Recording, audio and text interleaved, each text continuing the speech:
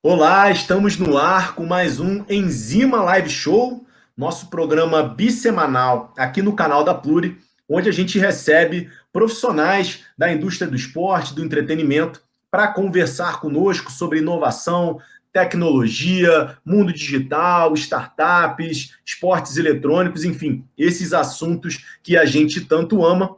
Antes de eu apresentar a nossa convidada especialíssima de hoje, só lembrar a vocês que essas nossas conversas aqui viram podcasts nas principais plataformas de podcasts. Então, se você não acompanhou aqui pelo YouTube, você pode acompanhar pelo Spotify, pelo Deezer, pelo Google Podcasts. Então, essas plataformas são, digamos assim, mais amigáveis se você vai malhar, vai dar uma corrida, ou não, elas ficam, essas nossas conversas também ficam aqui para a posteridade no canal da Pluri no YouTube. Como eu falei, convidada especialíssima de hoje, Caty Tedman, ela que é Head de Marketing e Parcerias da Dapper Labs, uma empresa especializada em desenvolver games na blockchain. Então, ela veio conversar aqui conosco sobre a empresa, visão de futuro, sobre alguns trabalhos que a empresa está fazendo. So, Caty, thank you so much for being here. It's an honor to have you here with us. And welcome to Enzima. Thanks. I'm super happy to be here. I'm excited to talk sports and biz with you guys. Oh, great. So before we start talking about Dapper Labs, I would like to ask you about your career. You had an amazing career in the sports industry before Dapper Labs, working at ESPN, NHL, NFL. How did you get involved with Dapper Labs, working with blockchain? Sure. So I spent a long time in the sports industry. I still am in the sports industry in a lot of ways, just on the technology side of it. But when I was with leagues and broadcasters, I was really focused on consumer engagement and fan experience and digital media. And so I worked a lot in digital, social. And I really care about the fan experience with a league or with a team or with the players that they love. And so when I had an opportunity to move over to Dapper Labs and work in a different way on fan experience, it was really exciting. And the projects that we build really change the relationship between fans and the sports that they love in a way where you can own a little piece of that, and that it's not like looking at a picture on the internet. It's more like being part of the economy of, in our case, basketball or MMA, but in other cases, football or other sports. And so, I took all of the stuff that I learned with the leagues and knowing how to kind of work with organizations like that, came over to the technology side, and now am working with the league from the other side of the table. That's perfect. And to those who don't know and are watching us now, please give a brief explanation about what is Dapper Labs and what do you do, please? Yeah, Dapper Labs is a blockchain studio. We specialize in kind of everything crypto. We build products like NBA Top Shot, which is a game, a collector game. We also build tools like a blockchain that we're launching called Flow, that NBA Top Shot is built on. We work on making it easier to use crypto. So if you're someone who is unfamiliar with crypto, how do you buy a crypto asset with your credit card, or do that in a way that feels more like e-commerce? So we're really trying to bring the benefits of blockchain to people everywhere, and sports is a great way to do that. A lot of the planet loves any number of sports. Yeah, definitely. And Dapper Lab is not a sports company, like you mentioned. Did your past working with sports have influenced Dapper Labs to enter the sports industry? I always joke that it took me 3 years, but I turned us into a sports company finally. But really, we're working on a bunch of different ways to engage fans of different things. We have partnerships with Warner Music Group to engage music fans. We're working with Dr. Seuss to bring their beloved characters to blockchain technology as well. Sports is a really easy entry point. Sports fans are extremely avid. They're technology users. They participate every day in the thing they love, and so it happens to be a passion of mine, but it's also a great natural fit. Perfect. So before we dive into NBA Top Shot and other projects, I would like to talk a little bit about the technology, because blockchain is a technology that gained so much attention in the past few years, but a lot of people still don't know how or don't understand how it works. So could you give our audience a brief explanation of what the blockchain is? Yeah, I'll give it a try. So there's a couple different things people think about with blockchain. So when you say blockchain or crypto, most people recognize what Bitcoin is. They see it as an asset that you invest in that appreciates or has appreciated in value, maybe fluctuates. I'm sure there are as many stories about people losing money on crypto as they do people gaining money in crypto. So I think for a long time, people thought about blockchain as just cryptocurrency. And when we launched a product called CryptoKitties, we started to show people that you can do other things. And on different kinds of blockchains, you could have games, or you could have fan experiences, or you could have collections, or you could, have verified authenticity in betting, or there's all sorts of different things that you can do with it. And the technology itself is almost like, if you think about it as just like a public notebook that anybody can look at the information in. So if I own an NBA Top Shot and I give it to you, the chain will register that, and anybody who looks at the chain can say, okay, Katie used to own this and now Felipe does. And so it really just kind of makes a lot of information public, which in some ways seems scary, but really allows you to track a chain of ownership. And that's really interesting. I'm, again, not just looking at a picture of the internet. I own that thing, and then maybe I have gifted it to you, but maybe I sold it to you and I made a little money off of it. And that's interesting to people too. So the technology itself really just, is an extra layer of the internet. The internet exists for information transfer, and blockchain exists for value transfer. Perfect. So let's talk about NBA Top Shot now, which is an innovative game using My baby. blockchain. Yeah. So explain how does NBA Top Shot works and how people can play, please. Sure. So the best place to start is to think about something like Panini football cards. So those are collectibles. They're things that people do collect millions Yeah. of, and love to, and are very fun. They're very static. They're like a kind of a small piece of a picture and a little bit of information, and you collect them. What they do that's interesting is they have scarcity. So when you get something rare, and when you get something special, and when you get something ordinary. We've brought a lot of that kind of feeling to the digital space. And what blockchain adds to it is that we can verify now in a digital space that things are scarce. So if I have something that's one of 100 and we have 1 million players, I have something that's very, very rare.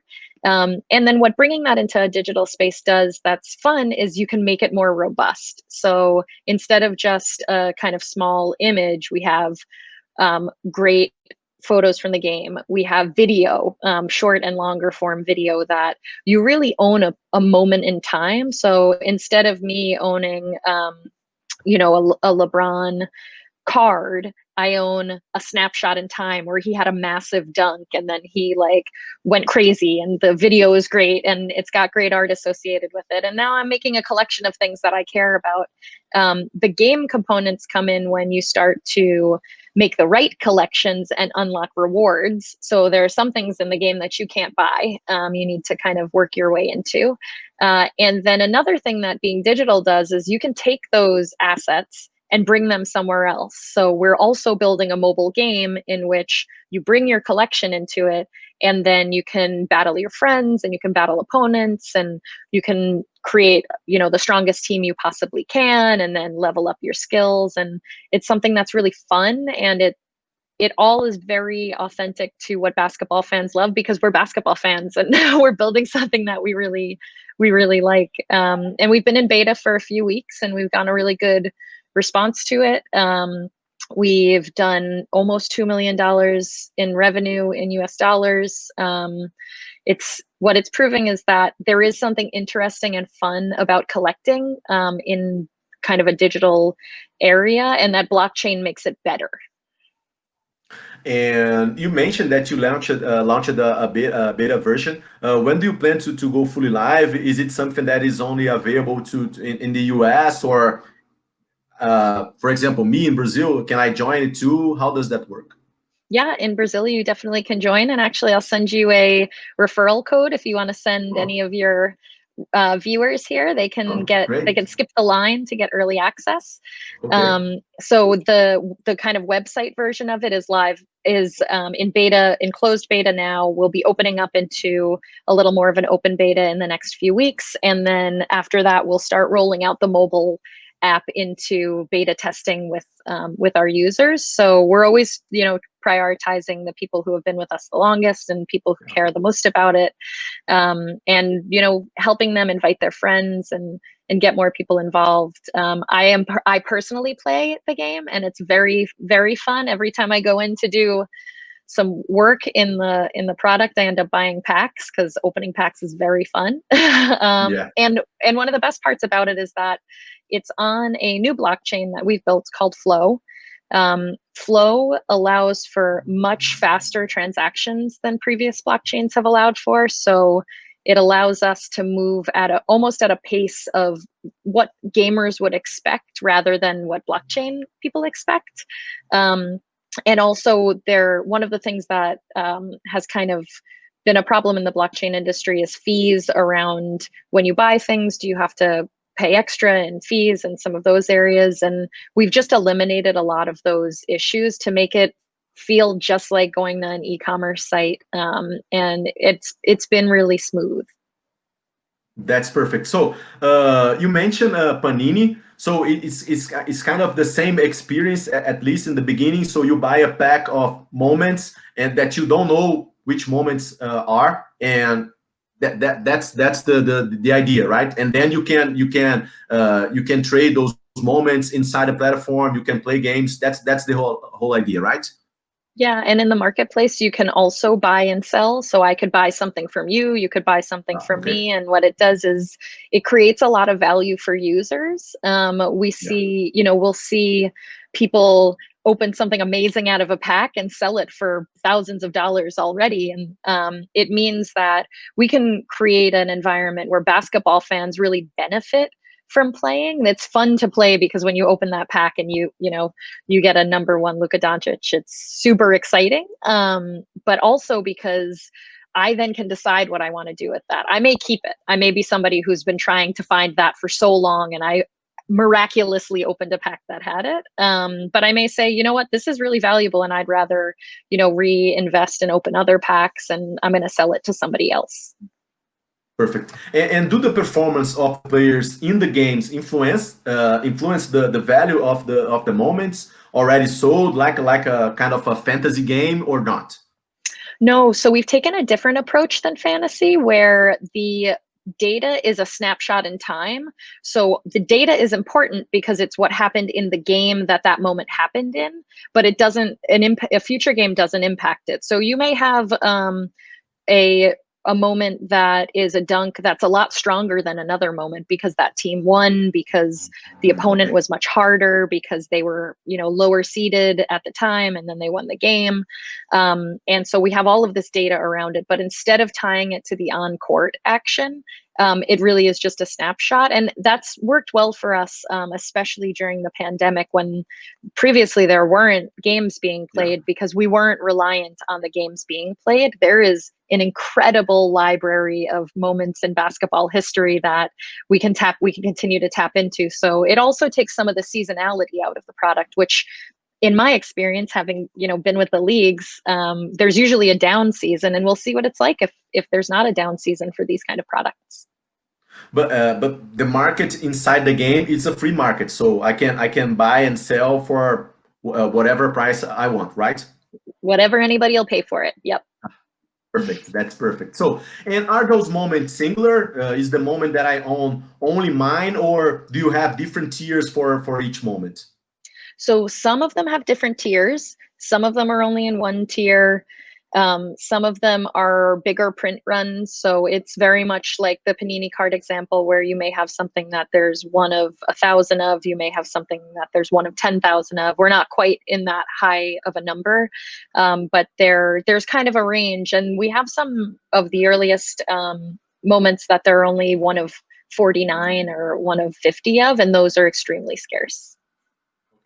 And how is the process of defining which moments become part of Top Shot? Because as you mentioned, the NBA has a huge archive of historical moments, and basically every game you generate more good moments too. So how do you define whether a moment deserves to be part of Top Shot or not?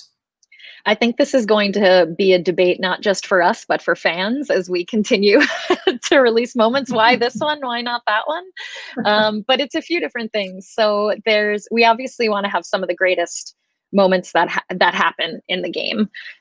We also want to make sure that there's a good distribution of players. So players who come off the bench do amazing things every night in basketball, and we want to highlight how great their performance is as well. So that factors into it. Because we're balancing the economy for both the collector piece and the mobile game piece, there have to be enough of all of the different types of plays. So we can't have only dunks. We also have to have blocks. We have to have great assists. And so we have all of these kind of different criteria that our live operations team is, always tweaking and always thinking, how can we do better at this? We work directly with the NBA on the content. So that makes it really great. We love basketball, but they are by and far experts in basketball content. So we're able to lean on them as a really strong partner. And then the Players Association, who we're partnered with as well, is really helpful in identifying players that may be great to work with because they're gamers, or identifying areas where maybe we've been a little too heavy on a single player, and they're like, well, have you seen what this guy's done? It's been really impressive. And so having good partners is helpful in that content creation. There's also the possibility, and what we frequently do is think about the editorial story. So we did a pack that was California versus New York, and it's all players that were born in either place. We certainly have plans to do some highlighting of international players. So there's lots of different ways to look at that to make really interesting editorial decisions around content. Yeah, and it's something really new. So you can, it's normal for you to experiment different things, right? Especially now in that moment that you just launched the game. So I believe that you will experiment with different kinds of moments, and so. And we're always looking for feedback. So all of our players tell us when when we're missing something. Yeah. We hear it. And also the beta group has been phenomenal. They come up with so many great ideas that we couldn't even put them all into action this year or next year. Like we have a whole laundry list of really, really great ideas that have come in through just other fans who are excited about the blockchain space, love basketball, and that's really great to have that kind of engagement. Perfect. So I read an interview that you gave to Sports Techie, and you said something very interesting about the challenges that you have intention of implementing. Could you explain better to our audience what are those challenges, please? Most of the challenges for us have been around making it easy to use blockchain, because it seems scary. It seems scary in a lot of ways. It's one of the things that is kind of scary in other products is not just using cryptocurrency, but not knowing what the value of that cryptocurrency is on any given day. And so one of the things we did in Top Shot, and we'll do in kind of all of our future products, I think, is to base the cost of assets in fiat currency. So for Top Shot, it's US dollars, but there's kind of the opportunity to make that regionalized or to make that dynamic based on what region people are in, and just take out some of those questions that make it scary to use. Things like not having to download plugins in order to make purchases, and just, simple e-commerce, username, password, buy it. That's made it a lot easier. So we're kind of always trying to make make major in those cases, but also minor tweaks. You can save a credit card now in Top Shot. That's great. You don't have to put in your credit card every time you use it. You can decide if you want to use crypto or if you want to use US dollars, depending on what you feel like using that day. We've implemented a balance so that when you sell stuff, it can come back into Dapper and you don't have to necessarily take it out to anywhere else. It can kind of sit in there until you're ready. So all of those things have been really important to us. And then speed and stability have been extremely important to us. And so we've seen in other projects that we've worked on other blockchains that they can be slow or they can be variable, which is almost even worse than slow. If you know what to expect, that's fine. But when you don't know if it's going to take you 2 seconds or 2 minutes to run a transaction, that's really problematic. So the Flow blockchain really solves a lot of those problems. It's very smooth. It's new, so we're iterating on that too. And there's also a developer community around that's been really helpful in making that better. And we expect to have several products running on Flow in the next few months. And do you plan to sell this technology to third parties, or is it something that only Dapper Labs will use, the Flow technology?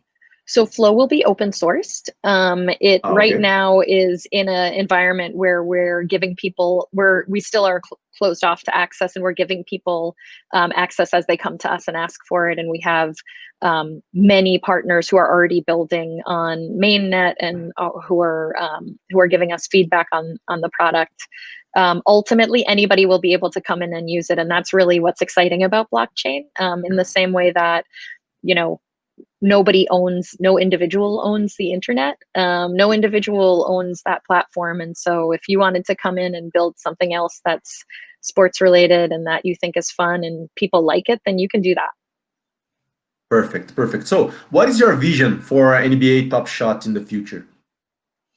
Oh, that's a big question. I think, and we think as a company that when consumers own their digital assets, really own them and have all of the rights to buy and sell them. And in the same way that we always say to the league that our example is nobody can come into my closet and take my Portland Trailblazers jersey. You can't take that back from me. Once I buy it, I really own it. And what blockchain does is makes that relationship for digital items. And I think when people get used to owning their things digitally, they're not going to want to throw away money on things that are cosmetic or that they don't actually own. Or, you think about how many skins you've bought in other video games that, the season ends and then they go away.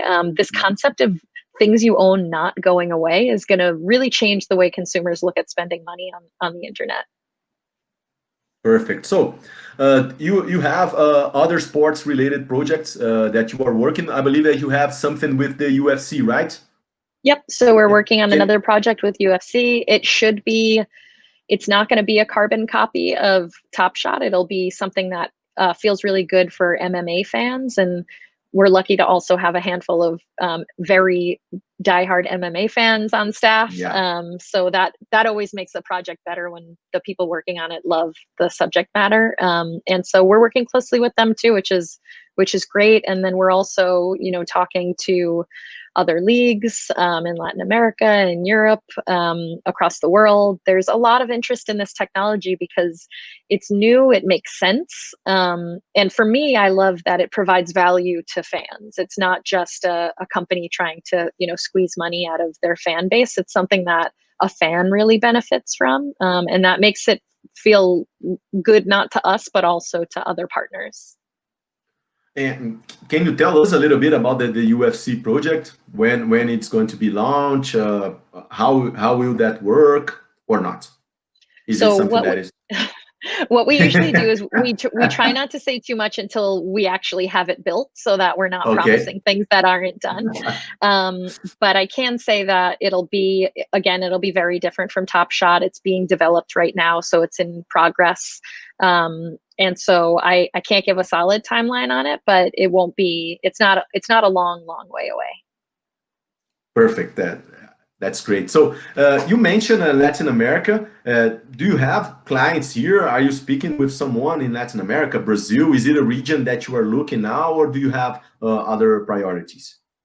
I mean, Brazil is an important region for everyone, right? It's an enormous region. There's a lot of spending power for sports, especially. There's deep fandom. We have a couple of great investors that are in Brazil that are starting to help us build out that program and look at how do we work within the market, who do we work with within the market. I think one of the things that's always most important to us is authenticity. And so it might not make sense for us in British Columbia, Canada, to say, here's what we should do in the Brazilian market, but it certainly makes sense to find experts in the region and to work with our investors to make headway there. I mean, if you think about how important Brazil is becoming for the NFL and the NBA and all of these North American leagues, it's definitely a key market. Yeah, NBA is huge here. I believe it's the second, after the US, it's the second biggest market from the NBA. US, China, and then Brazil. I think so. I'd believe it. So, what is the role that blockchain has in the future of sports, in your opinion, Caty? You're not gonna see it anymore. So this is what we think. We have to talk about blockchain now because it's exciting and it's new technology. It gets people excited, but eventually all of that falls away and it's the products that you use. They're either fun or they're not. And the processes that leagues and arenas use, I think ultimately we'll see ticketing move to blockchain because there's verifiability about ownership. I think we'll see things like when someone signs a jersey and hands it to someone in the crowd, that'll get verified by blockchain. And then you could say for sure, I was the person that this jersey was handed to. So memorabilia will be a lot more trackable. There's this whole opportunity in gaming, which is the one that we're exploring. There's supply chain management that, if you think about the companies like IBM are doing a ton of work in the blockchain space around supply chain management. So there are all these things that I think in a few years, no one will talk about blockchain, but it will be everywhere. Perfect. And what is the role that technology as a whole has and will have in the future of sports, in your opinion? Oh, I mean, sports is so steeped in technology. Anytime a new technology is developed, sports leagues and athletes and teams start to explore it, whether it's wearable technology and biometrics are huge right now. Whether it's, artificial intelligence doing a better job of, speed to market with creating the highlights and clips from games, whether it's these consumer facing applications like ours that use blockchain or augmented reality or virtual reality, no matter what, you could say any tech buzzword and sports is already looking into it. So I think leagues like the NBA are going to continue to lead the way. They're so forward thinking, and even the Players Association is so forward thinking with the way that they think about how technology can benefit athletes. And I think we'll see that across all sports. I know that in football, there's been a ton of technology done around training and nutrition and all of those things that make athletes more efficient and help athletes do better at the thing that they do. You still have to be so talented and so spectacular to be a professional athlete, but there are, all of these fractions of an inch that you can get better or really make a difference in someone's career. So I think we'll continue to see sports lead the way in technology, and that's exciting for those of us who love sports and love tech. Yeah, definitely. So, Caty, we are approaching the end now. Last question. What is Dapper Labs' vision for the next 5 years? Do you plan to stay on the gaming area? Do you plan to expand and go to blockchain area and go to other areas using blockchain, like you mentioned, supply chain and ticketing, or not? So I think for us, we almost always think about consumer applications. So we'll probably stay within things that impact consumers. I think equally important to us building the consumer applications ourselves, it's important to build those systems that others can use. And so as we improve the payment systems for products like NBA Top Shot, we'll roll those out to other users of Flow. And as Flow improves and the speed of Flow improves, that will continue to be utilized by others. As we continue to make login easier and make participation easier. We really, our company mission is to bring the benefits of blockchain technology to billions of consumers. And the only way to do that is going to be to work with other people. We're not going to be able to do that all ourselves. So, we want to be generous with our time. We want to hear ideas from other parts of the world, other parts of the internet. And so I think over the next 5 years, we're going to be really focused on just making the experience really good for consumers, and then both building things ourselves that can showcase that. So Top Shot is basically, the biggest prototype for a proof point that this can be done. But other people are going to build great stuff too, and we're really excited to see what that is. Perfect. So, Caty, thank you so much for being here and sharing your knowledge with us. I'd like to give you space to send our Brazilian audience a message. Yeah, well, thank you for listening to anyone who's watching. We're always happy to talk about blockchain. We're always happy to talk about sports. So if anyone wants to reach out or has questions, they can always reach out to me. My Twitter DMs are open. It's probably the easiest way to find me. I just use Caty Tedman, not a very original handle, but feel free to reach out to us, and we love to hear what other people are doing. If you're interested in the blockchain space, we love to hear about that stuff. And I'll also send out a code so that anybody who's watching can again skip the line for Top Shot. Thank you. So thank you, Caty, for being here. I will speak a little bit of Portuguese now, okay? Okay. Então, pessoal, essa foi a Caty Tedman, da Dapper Labs, explicou aí como funciona, basicamente como funciona o NBA Top Shot, falou sobre outros projetos também, muito bacana, recomendo a vocês que vocês entrem. Como ela falou, ela vai dar um código aí para quem tiver interesse. Hoje eles estão com uma fila de espera, né? O produto foi lançado em versão beta, ainda não foi lançado completamente, então tem uma fila de espera, mas ela vai ajudar com esse código. Então, muito obrigado a todos vocês que ficaram aqui. Espero que vocês tenham gostado. É realmente algo muito interessante que, como ela falou, eu tenho certeza que é uma tecnologia que vai influenciar muito no futuro da sociedade como um todo, não só do esporte. Antes de me despedir, só lembrar a vocês que toda terça e toda quinta, às 16 horas, aqui no canal da Pluri, a gente tem um Enzima Live Show falando sobre inovação, tecnologia, mundo digital, startups, sobre esportes eletrônicos. E nosso papo hoje com a Caty vai virar podcast nas principais plataformas de podcast, Spotify, Deezer e o Google Podcast. Muito obrigado a vocês pela audiência e até a próxima. Tchau, tchau.